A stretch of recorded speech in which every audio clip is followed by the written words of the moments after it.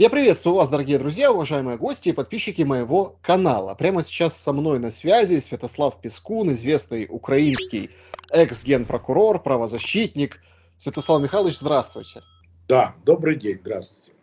Святослав Михайлович, очень непростая у нас сегодня тема. Вот эта война, военное положение, жизнь в Украине, но не начать с ультрарезонанснейшего, причем именно с вами, не начать с ультрарезонанснейшего заявления Пригожина о том, что 10 мая, и я увожу Вагнер из Бахмута, я не могу. Сейчас объясню почему. Все дело в том, что понятно, там это все такая интереснейшая закручивающаяся история в Ютубе, там конфликт Пригожина, Генштаб, Минобороны. С точки зрения украинских бойцов, которые на передовой, они говорят, что нет никакого снарядного голода, все у них там нормально, это у них игры такие. Но смотрите, какая вещь прозвучала у Пригожина. Ему нужен боевой приказ, листок, распоряжение. А это, прямо указывает на то, что Пригожин хочет быть легитимным. Ему нужно, чтобы его ЧВК узаконили. А это уже совсем другой уровень вообще конфликта и понимания, что происходит в контексте боевых действий. Я бы очень хотел, чтобы вы начали вот с этого момента. Что вы думаете об этом эпизоде? Смотрите, по идее и по международному праву, которое должно было бы действовать на территории любой страны в мире, и Украина, и Россия должны были по большому счету объявить друг другу войну. И ввести не военное положение, а объявив войну, тогда ввести военное положение, або военный стан, как то кажут, и объявление войны. Когда объявляется война, совсем меняется правовой статус государства. То есть тогда получается, что во время войны есть там беженцы, Красный Крест, раненые, которых надо вывозить, привозить, содержание военнопленных и т.д. Все связано со словом война. В данном случае спецоперация, это такая аморфная синтетическая вещь, гибридная война, которая называется спецоперацией, и под эту тему можно притащить и Пригожина, и еще кого угодно, какие-то ЧВК, ШМВК, а у нас же воюет, регулярная армия, мы воюем государством Украина, мы защищаемся, на нас напали, поэтому было бы тоже, наверное, правильно объявить России войну, но я так думаю, раз наше руководство считает, что войны не нужно объявлять, что мы справимся так, победим, значит пусть так оно и будет. Почему Пригожин, первое, о чем я подумал, почему он делает такие заявления? Тут два варианта. Первый вариант. Он хочет получить дополнительное финансирование. Ему нужны гарантии государственные по поводу раненых, убитых, компенсации и т.д. и т.п. И второе, он обманывает. Он обманывает для того, чтобы мы разделили наши силы. Например, если мы сосредоточили направление главного удара в одну точку, то и Пригожин заявляет, что он к 10-му уходит, мы разделяем наши силы военные, и часть наших войск українських ми відправляємо на Бахмут. Якщо ми це робимо, а он не уходит, и получается, что мы ослабляем наше наступление. Я думаю, что это уловка, вы абсолютно правы, Александр, никто там ему, боеприпасов не жалеет, он просто вводит в заблуждение, пытается ввести в заблуждение наших людей. И самое главное, это такой, фривольный флирт, типа я хочу воюю, я не хочу не воюю. Понимаете, он убирает государственную позицию России из этой войны, из этого Бахмута. Типа, мы тут частники, уголовники собрались, частная компания, наваляли тут, нам наваляли, мы наваляли. Но это же не регулярные войска. Мы хотим приходим, хотим уходим, нам дают оружие, мы воюем, не дают оружие, мы покидаем поле боя. Знаете, они превращают свой провал на поле боя по Бахмуту, они превращают его в такую, частную компанию. Хотим воюем, хотим не воюем.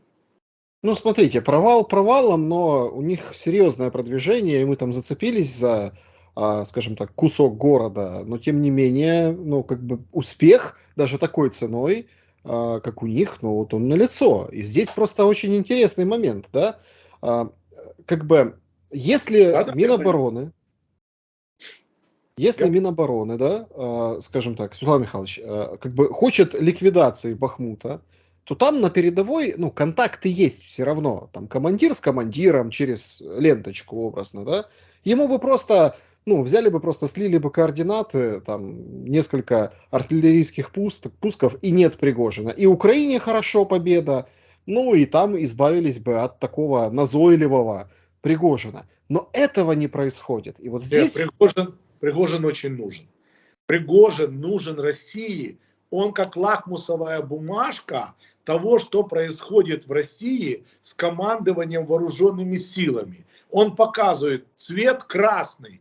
Он говорит, смотрите, у нас недостаточное финансирование, у нас бардак в российских войсках, у нас зрада, у нас нету командования, у нас командиры идиоты, которые министры. Поэтому мы до сих пор не взяли Бахмут, а должны были взять его за 3 дня. Понимаете, что он делает? Он ослабляет напор. То есть он говорит, да, я воюю за каждый метр, мы продвигаемся, мы ледве-ледве идем вперед, но если бы у нас были нормальные войска, то давно бы этот Бахмут уже был бы взят, что давно бы уже мы стояли в Киеве. Помните его заявление?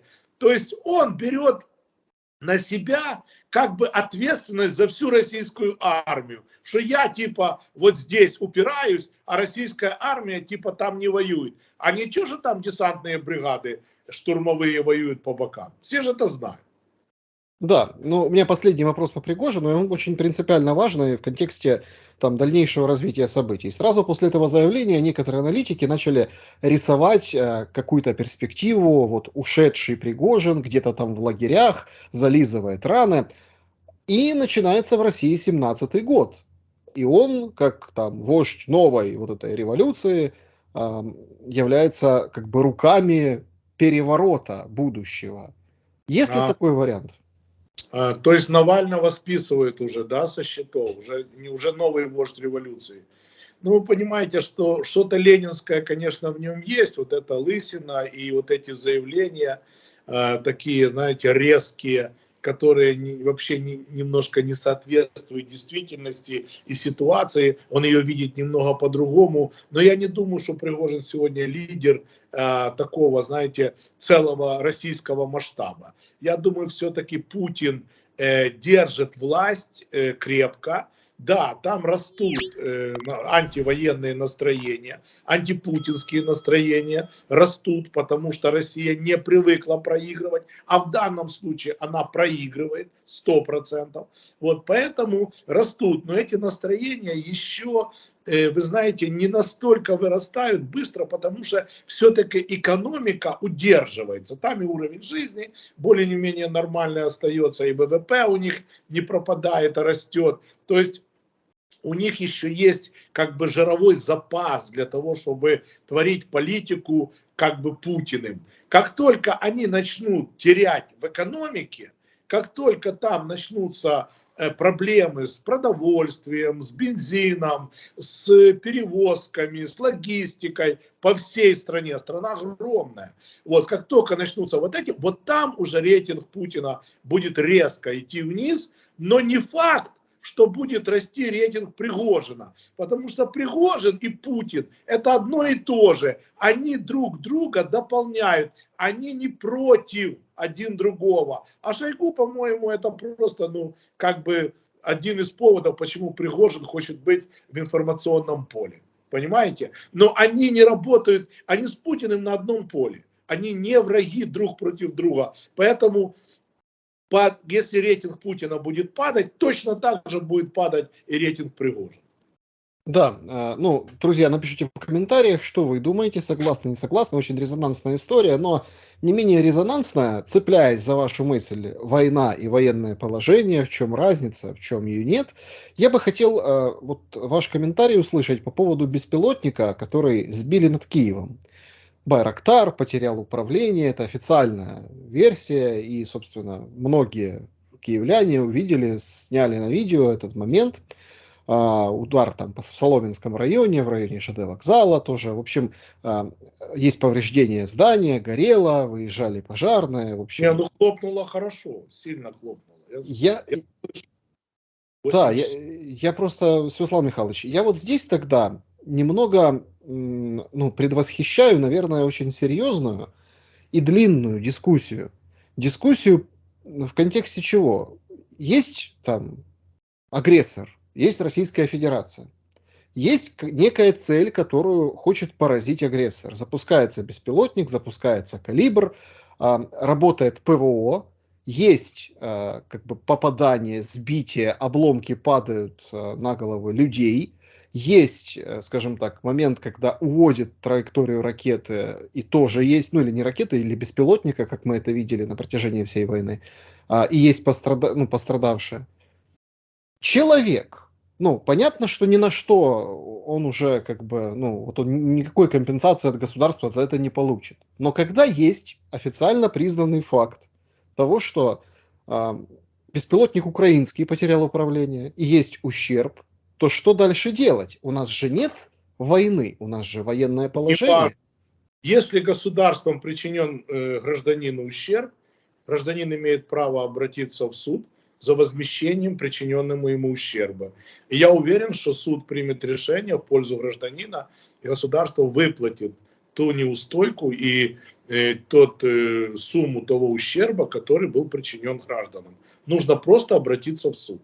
Тут чисто как бы чистая правовая политика, позиция правовая чистая, тут не о чем даже беспокоиться. Ситуацию с утерей контроля над беспилотником и вот этим сбитием, тоже непонятно. С одной стороны, вроде бы сбили, чтобы вреда не наделать, да, этим беспилотникам, но вред таки был. Он упал все равно куда зря. Ну хорошо, вот надо ущерб возмещать гражданам. Потому что это если нами, то надо возмещать ущерб. А мы о чем говорим? Что если когда-нибудь мы будем судить Россию, то тогда мы будем все ущербы, которые причинены Российской Федерацией, будут возмещаться за счет тех средств, которые будут арестованы международным обществом, Украиной и т.д. и т.п. в судебном порядке. Все на это рассчитывают, что все-таки постараются из той суммы, которая арестовывается сегодня во всем мире, получить компенсацию за причиненный ущерб государству. Но тут вопрос тоже, понимаешь, если бы это была война, Саша, вот смотри, все возвращается в правовое поле. Если бы это была война, это была бы контрибуция, понимаешь? Контрибуция. А если это не война, то что это? Угу. То есть, понимаешь, почему не война? Потому что специальная операция не подразумевает контрибуции, а вот война подразумевает, что ущерб, причиненный военными действиями противника, подлежит возмещению. Поэтому фашистская Германия должна была после войны сплатить, там, например, 300 миллиардов или 500 миллиардов марок контрибуции Англии, России, Америки, понимаешь? Контрибуция. То есть это ущерб, вызванный аннексией и военными действиями. Но это это время войны.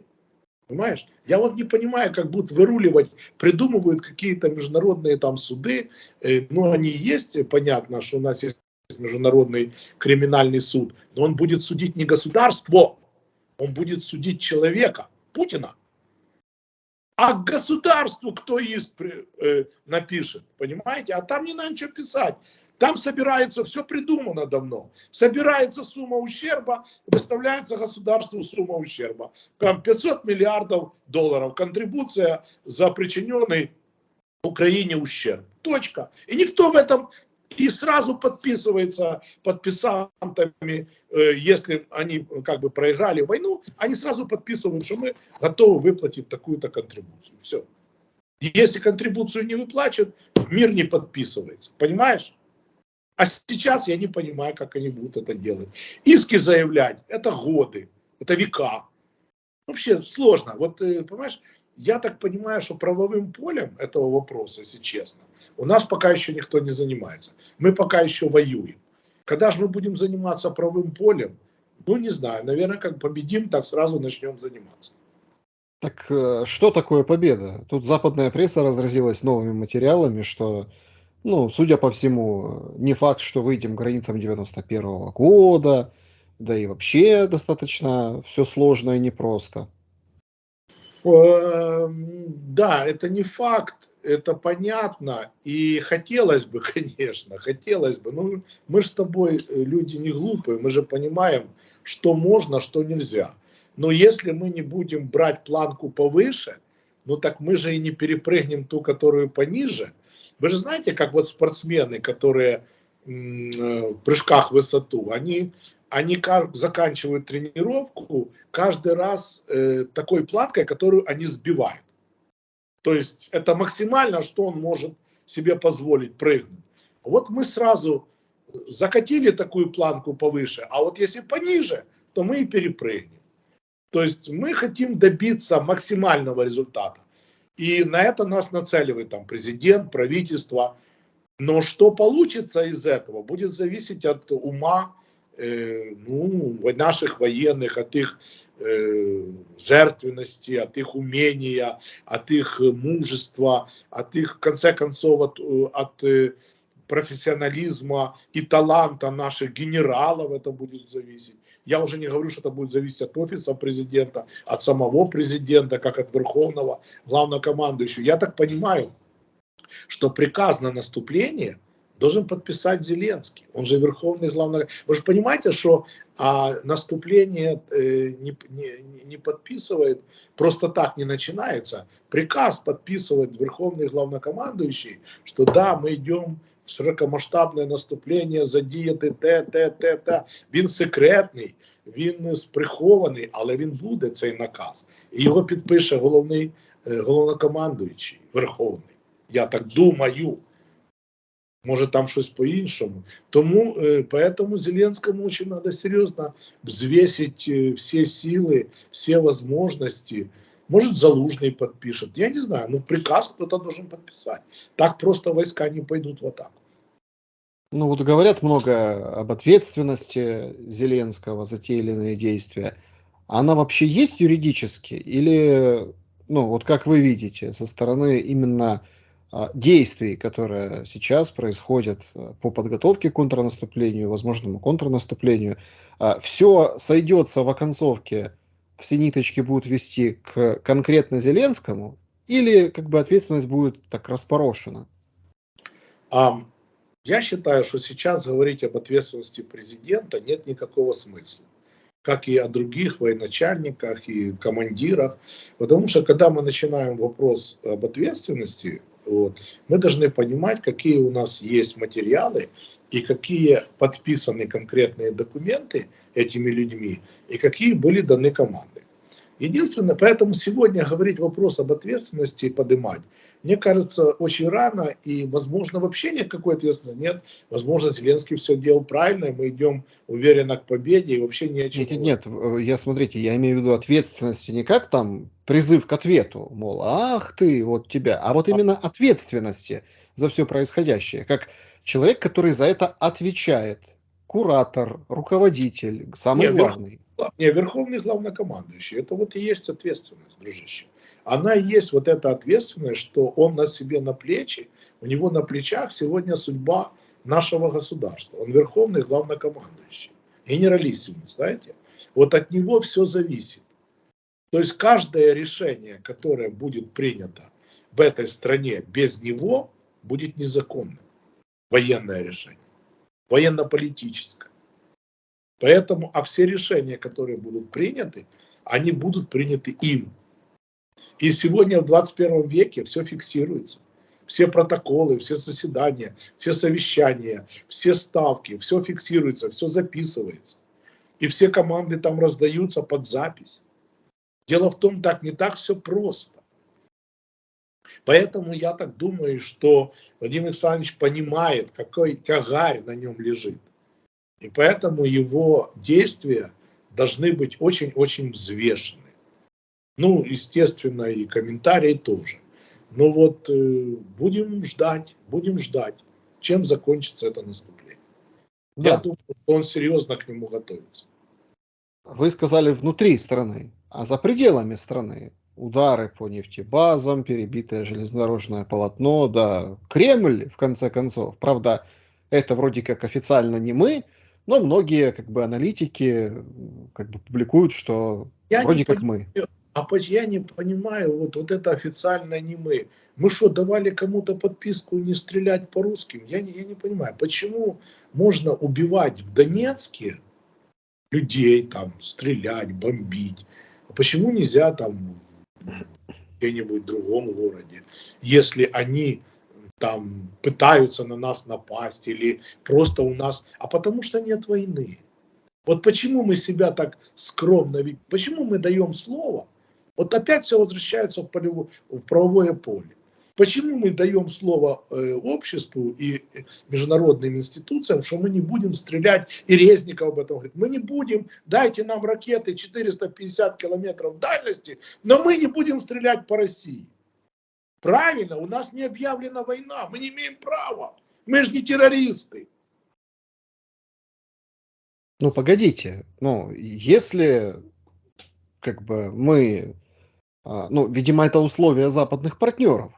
Потому что западный партнер, когда дает тебе ракету, он же тебе для того, чтобы ты освобождал или защищал свою территорию дает. А так западный партнер, давший тебе ракету, чтобы ты стрелял по Москве или там по Курску, по Белгороду или там дальше, он вроде как, ну, участник войны.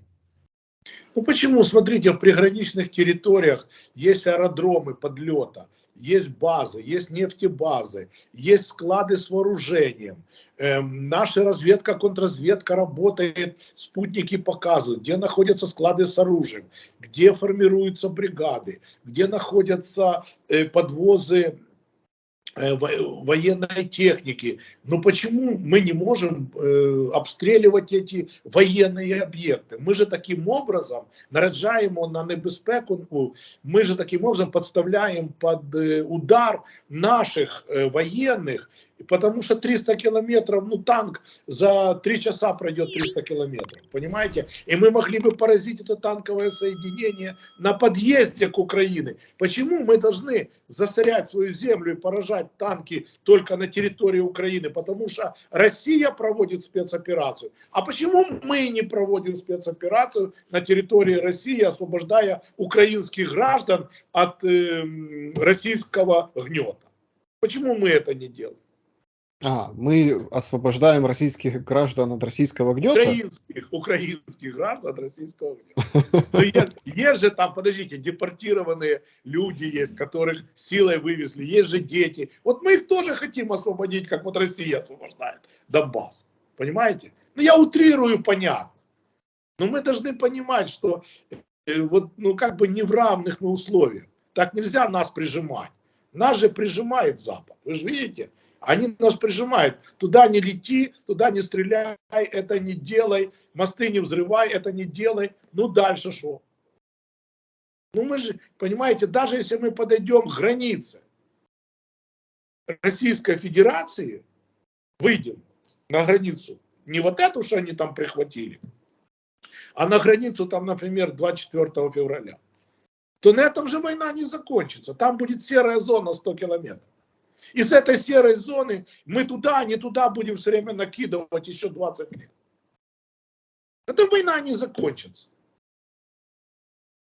Надо думать, как закончить войну победой. А победа должна быть военная плюс дипломатическая. Как это сделать, не знаю. Пока не знаю. Может быть, потом буду знать. Сейчас не знаю.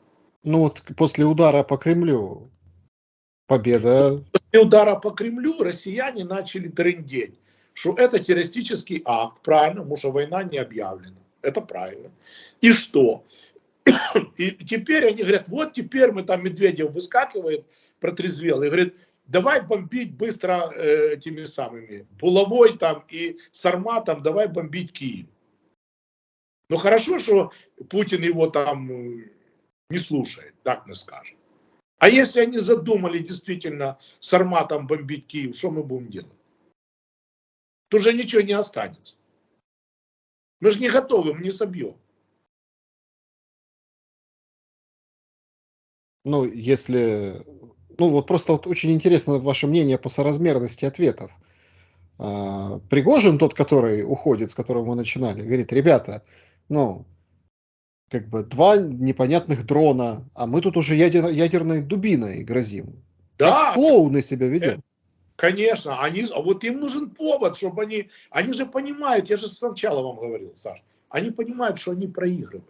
Они проиграли, потому что хваленая миллионная армия, десантники, штурмовики, там, прошедшая Чечню, прошедшая Сирию, прошедшая Африку, вооруженная до зубов с танками Т-90 и т.д. и т.п. Да, блин, не могут взять 2 города у нас. Понимаете? Вот и все. И мы чуть прижали, и они сразу оставили Херсон, Харьков, все, Киев, все. Только мы чуть мобилизовались. Конечно, они теперь отрезвели. Вот, и теперь надо что-то делать. Потому что проиграть они тоже не могут. Потому что им конец там всем. Так сейчас будут лупить чем попало. Для того, чтобы как-то хоть оправдаться перед своими людьми и перед мировым сообществом. Но это плохо. Я думаю, что американцы где-то там с ними потихонечку разговаривают и говорят, что вы же там не вздумайте вот это тяжелое вооружение поднимать, потому что нам придется вам ответить. А у нас есть не меньше, чем у вас.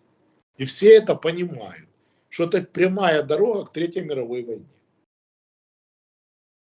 Святослав Михайлович, смотрите, вот есть же там наши люди, их люди, а есть категория людей, которая в оккупации сейчас.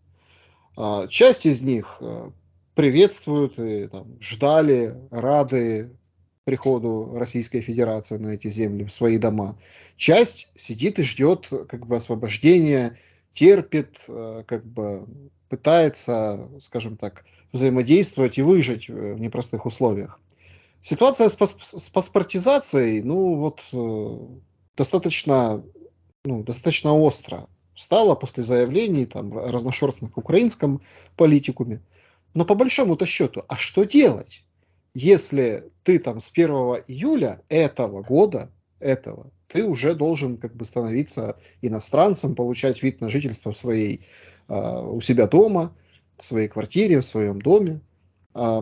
Причем самое интересное, что через год, вот этот переходный период по российскому законодательству, да, тебя еще, если сочтутся неблагонадежного, еще и выселят, депортируют подальше.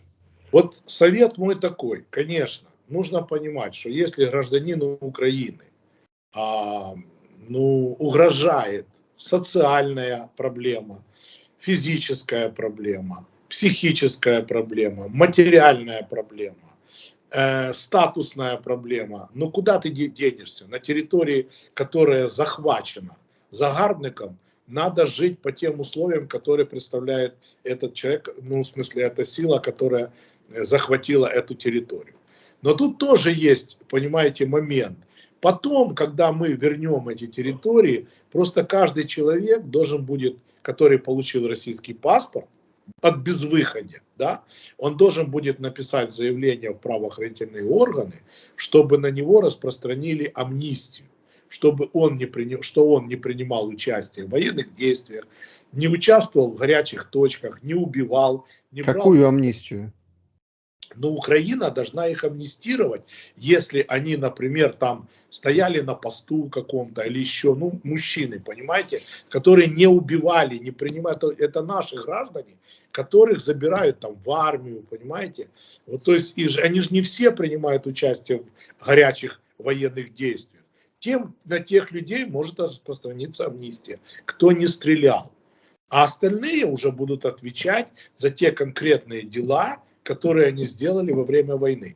Но тут опять же смешная ситуация. Тут, например, сколько вы знаете примеров, Саша, когда фашисты давали гражданство Германии на тех землях в Украине, которые они захватили. Я не знаю таких примеров. И Я, я не я знаю. знаю временный документ, да, аусвайс, кажется, О, называется. аусвайс, правильно. Или полиция получала документ, что она сотрудничает с немцами. Или аусвайс, что я такой-то украинец, живу на территории Германии, там оккупированной Германии. Но никому гражданство Германии не давали. Россияне пошли дальше. Они считают, что это мало. Что давайте еще их сделаем русскими. Ну, это же вообще-то, ну, можно вообще-то Верховный Совет. Верховный Совет.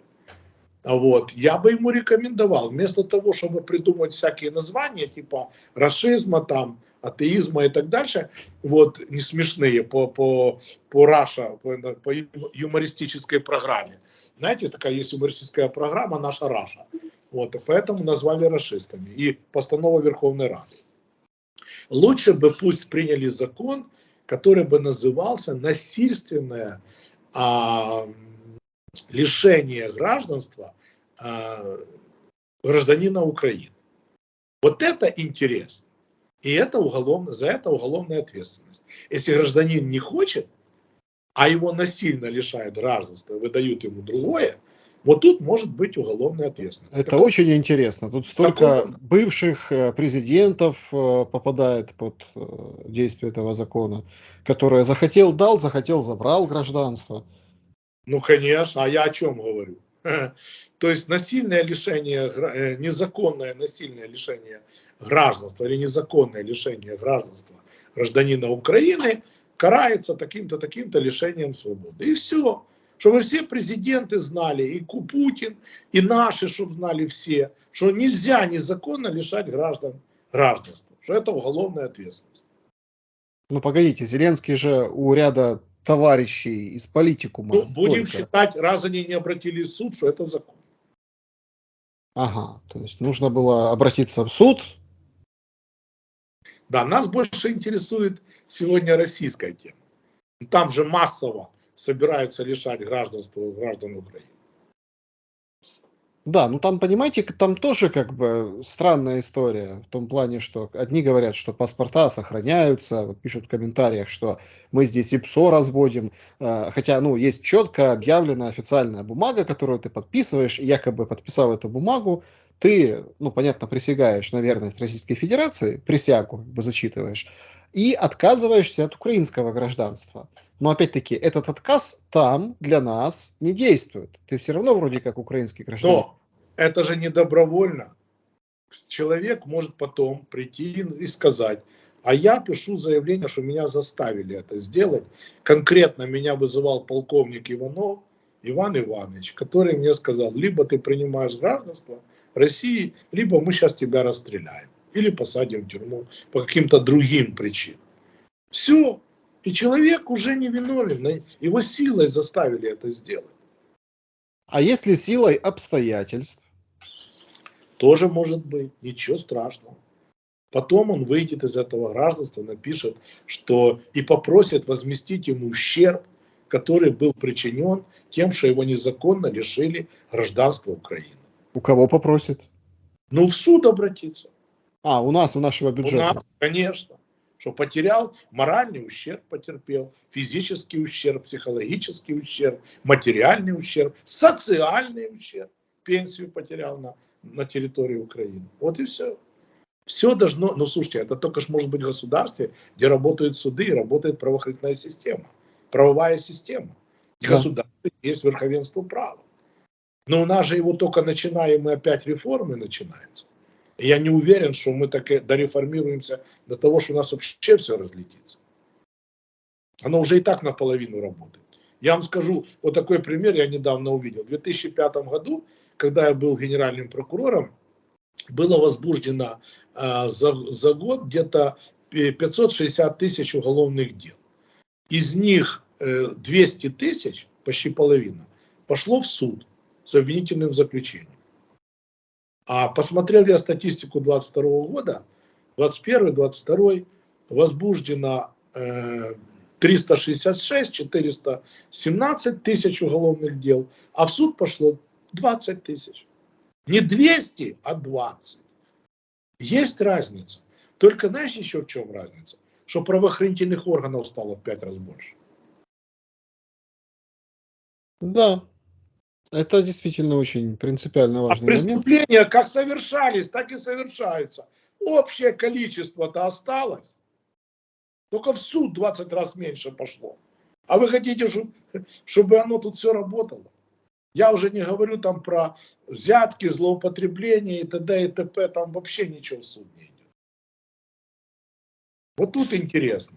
Интересно другое. Понимаешь, 70 тысяч сегодня дел возбуждено по воинским преступлениям. 70 тысяч. А занимается всеми делами ДБР. А в ДБР 150 следователей. Вот посчитайте, Александр, как может 70 тысяч дел расследовать 200 следователей? Как? И 100 прокуроров надзирать. Как? И ни у кого не хватает ума разделить это все. Мелкие преступления создать военную полицию. Преступления, которые связаны с рядовым составом, дознаватель в военной полиции. Преступления, связанные с коррупцией и руководством воинскими подразделениями, это ДБР. Если штурмовая группа зашла на территорию Украины, значит, и совершила террористический акт, взорвала, убила, расстреляла, это подследственность СБУ, террористический акт. Что же вы в 70 тысяч военных преступлений скинули на ДБР? Я не защищаю ДБР, но они физически никогда это не расследуют. Зачем же с самого начала убивать идею справедливости? Смысл тогда создавать эти органы? Ну, мы же, наверное, рассчитываем, что нам другие следователи помогут. Вот как в Буче французы сильно помогли. Очень. Недавно мне надо было помогать, там Генеральная прокуратура занимается одним выступлением моего советника по Союзу юристов. Она выступала, ее пригласили выступить с ребенком, которую выкрали в Россию, выступить в Конгрессе Соединенных Штатов, в комиссии по иностранным делам. Так что вы понимали, что вот эта моя член исполкома Союза юристов еще за 2 дня до поездки в Америку для выступления в Конгрессе США у нее даже визы не было. И хорошо, что она пришла, и я поднял, как говорят в Одессе, кипиш, и мы все это сделали, и она выступила, и дала показания в международном суде, и т.д. и т.п., и ребенок выступил, и ребенка припрятали, чтобы, не дай бог, ничего не случилось. Ну так это вообще не я должен делать, не общественная организация. Есть кому. А у меня вопрос. Да. Вот нам очень много там оппоненты, да, на пропагандистском, скажем так, уровне, на уровне обывателей, в комментариях пишут. А покажите расследование этих ужасов Бучи, о которых, собственно, ну, которые стали, давайте будем откровенны, переломом вообще вот того, что проистекало год назад. Покажите вот официальное расследование. Материалы некоторые были, ну, опубликованы, но комплексного какого-то, скажем так, решения по этому моменту мы вот пока не видим. Что вы думаете? Вот, ну, год прошел, уже, или это мало? Смотрите, единственный способ вытянуть это все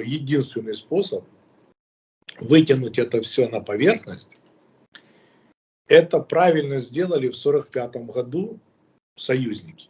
Это Нюрнбергский процесс. Это как бы процесс, который был создан специально.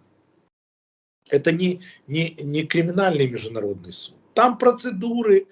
Во-первых, мы еще не ратифицировали этот Римский статут. У нас еще куча проблем с документами, которые должны быть зафиксированы на международном уровне. Нужно сейчас, я даю совет, я не знаю, если кто-то услышит, надо начинать подготовку к Нюрнбергу-2. Пусть он будет называться не Нюрнберг. А может и Нюрнберг, пусть будет. И давайте его там проводить, или давайте его проводить в Гааге, или давайте его, нужен специальный процесс, криминальный, на основании совместных следственно-оперативных групп.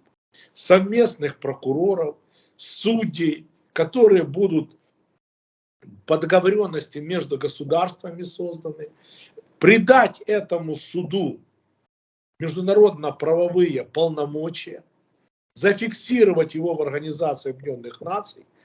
И хорошая идея под каждый вот такой конфликт, где убивают столько людей, где захватывают земли, где погибает, где умирает экономика, где детей вывозят, где дети погибают, где разрушаются дома.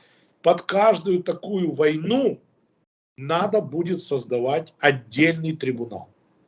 И на этом трибунале будут судить тех, кто это делал, кто напал. Тут однозначно никто не будет говорить, давайте судить украинцев за то, что они убивали. Нет, тот, кто напал, того нужно судить. И может быть даже не ждать окончания этой войны, потому что преступления уже зафиксированы сейчас. Что ж мы будем ждать? 20 лет еще будем с границы перебрасываться бомбами. Давайте сегодня начинать слушать. Может быть, в России это на кого-то подействует отрезвляюще, что уже созданы прокуроры, что уже собраны судьи, что ООН приняла решение о создании такой группы прокуроров, судей, адвокатов. И давайте уже разбираться, начинать.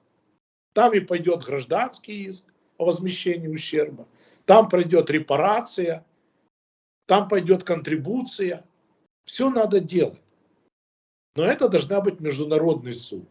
И не надо, понимаете, у этого международного криминального суда нет столько мощи, чтобы быстро и эффективно рассмотреть все то, что было сделано с Украиной. Но нет у них столько мощи и силы. Они ничего никогда не рассматривали. Они дело Милошевича. Я знаком лично с Карлой Дель Понте. Я с ней разговаривал, прокурором этого суда. Они дело Милошевича слушали 25 лет. И то он повесился. Ну да. Друзья, напишите свой комментарий. Понятно, что я даже могу предвосхитить комментарий. А как же насчет, там вот придут и напишут, а вот Украина по Донбассу стреляла, а вот нужен суд или не нужен суд? Все 8 лет. Где вы были 8 лет? Да, и это должно быть сказано. И это надо, чтобы адвокаты говорили об этом. Кто будет защищать людей, которые воюют из Донецка и Луганска. И это должно быть сказано. Но в суде. Да, для того он и суд, чтобы все стороны могли высказать свое мнение. Все стороны предоставили доказательства. Уже думаете, фашисты не представляли доказательства, почему они делали то или другое на суде. Но другое дело, будут приняты эти доказательства или не приняты судом. Учтены или не учтены.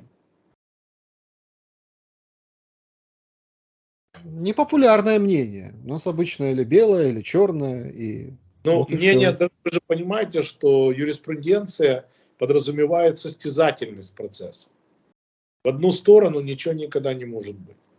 Если что-то в одну сторону, оно потом всегда возвращается бумерангом. Да, друзья, поставьте лайк этому видео, напишите, что думаете в комментариях. Мы будем периодически встречаться со Святославом Михайловичем и как бы обсуждать очень важные, интереснейшие темы. Я бы хотел в конце как бы два момента, вот таких политических с вами обсудить. Момент первый. Это Труханов. Его взяли под стражу. И там Кличко уже заступается за Труханова, мол, это уже третий мэр такой. Непонятно там, а что будет с Одессой, ну кто как бы придет временно у руля, и вообще это все для того, чтобы убрать Труханова из Одессы. Вместе с этим многие злорадствуют, говорят, ну, Труханов, понятно, как бы ты там не пытался оказаться своим, да, для власти, вот тебя и в принципе и взяли, то есть видят в этом политический какой-то контекст. На самом деле, вот это вот уже тенденция некая, то есть третий мэр подряд, коррупция. Просто такое ощущение складывается, что все равно есть определенная предвзятость. Даже вот в этом взятии под стражу. Коболева же под стражу не взяли по такому же как бы делу, по такому же принципу. А это же вроде как высший антикоррупционный суд украинский, самый честный. Что бы вы сказали по политической и, ну, фактической, ну, из того, что известно, как бы стороне вопроса ареста Труханова? Ну, смотрите, мое мнение всегда однозначно, я его никогда не менял. У нас не должно быть самых справедливых судов, не должно быть несправедливых судов. Судебная система должна быть одна. Судебная система должна полностью быть подчинена Верховному суду Украины. Судебная система должна быть прозрачной, чистой.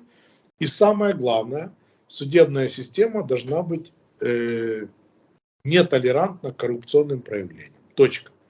Что получается? Получается, да, разночтение по отдельным лицам, категориям, но мы же не понимаем достоверно, какие материалы поданы следствием для рассмотрения суда. Мы читаем то, что вот вы как журналист говорите, другие журналисты говорите, но никто же из вас, и я тоже, мы не читали материалы уголовного дела.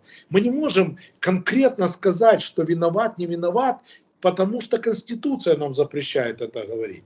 Потому что только презумпция невиновности до того момента, пока не будет вынесено решение судом о признании виновным.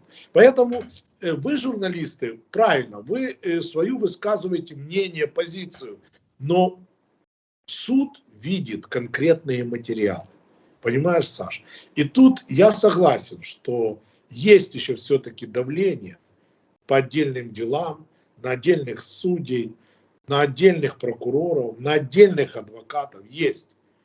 Ну так, а что мы можем с этим сделать, если у нас каждый президент, каждый из 6 начинает судебную реформу, как только приходит к власти? Как же каждый под себя начинает перестраивать правовую систему государства. И каждый раз она все хуже, хуже и хуже. В 2015 году сделали судебную реформу, в результате которой забрали у граждан Украины право обращаться к прокурору за защитой своих нарушенных прав. Кто бы мог такое подумать? Да в страшном сне. А приняли. Забрали целый институт у людей Украины, который должен был их защищать. Нету. Иди в суд. А ничего, что в суд надо платить судебный сбор. А ничего, что в суд еще надо добраться. А ничего, что суды в приграничных и прифронтовых зонах вообще не работают. Поудирали все. А где же людям найти справедливость? Где защиту своих нарушенных прав? Как им себя защитить? Никто не понимает и никто не вникает. Надо вернуть право прокуратуры защищать людей. Надо вернуть право людям обращаться к прокурору. Вот чем сегодня должны заниматься Верховный Совет и власть. Вот это важно. Ну, Труханова посадят? Да откуда я знаю? Вы же знаете, что решение принимает суд. Если бы я читал материалы дела, я бы сказал, вы знаете, вот на мой взгляд, как прокурора, там есть состав преступления, и я бы сделал вот так, наверное. Но я не знаю, я не читал. И те, кто будет вам рассказывать вот в эфире, что да, будет сидеть, или да, его там оправдают, это неправда. Не слушайте их. Уже никто, кроме судьи, дело не читал. А судья не имеет права его комментировать. Угу. Светлана Михайлович, спасибо большое за ваше время и ваши мысли. Пожалуйста. И рад был с вами пообщаться. Хорошие вопросы задавали. Спасибо, Александр. Да, благодарю вас за время и за то, что как бы уделяете его моим подписчикам. Друзья, вы напишите в комментариях, собственно, как вам наша беседа. Очень интересно будет почитать. Всем желаем добра и света, несмотря ни на что.